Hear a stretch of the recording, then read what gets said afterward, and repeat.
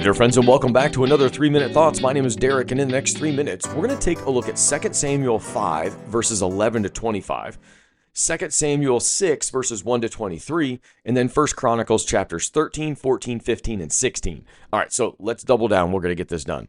2 Samuel 5 and 1 Chronicles 14 all deal with the same thing, David as a king in action. David is building, battling, and leading. King Hiram of Tyre sends materials and workers to help David build a palace in Jerusalem. This is huge because even other nations are recognizing God's hand on David. David is realizing that this isn't about personal gain. Verse 12 of chapter 5 says, "And David knew that the Lord had established him king over Israel, and that he had exalted him his kingdom for the sake of his people Israel." It's about stewardship, not self-promotion.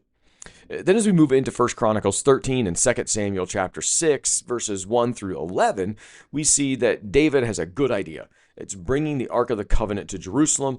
It's going to be a God-honoring goal, but they skip the instructions God gave. Instead of the priests carrying it like they're supposed to, they load it on a cart, and like the Philistines once did.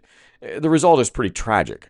When the oxen stumble, Uzzah reaches out to steady the ark and is struck down by God. Remember, very specific guidelines that God gives, and when we don't follow, there's often something that happens. It's going to feel like a harsh situation, but it's a reminder that God's presence is eternally holy.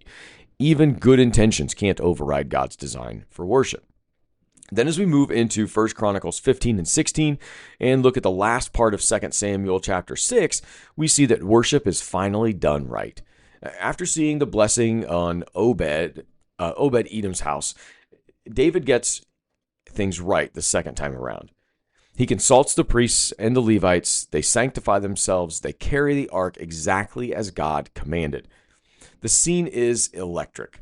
Music, singing, dancing, shouting, trumpets.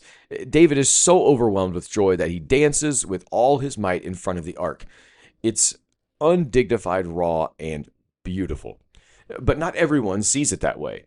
Michal, Saul's daughter and David's wife, despises him for what he has, for what she sees as humiliating behavior.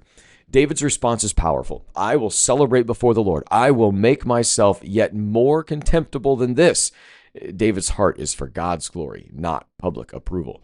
And then 1 Chronicles 16 wraps it up with a song of thanksgiving and the formal establishment of regular worship in Jerusalem. Priests are assigned, musicians are appointed, the ark is finally home. These are several chapters that all deal with getting things right in the sight of God and giving God honoring worship.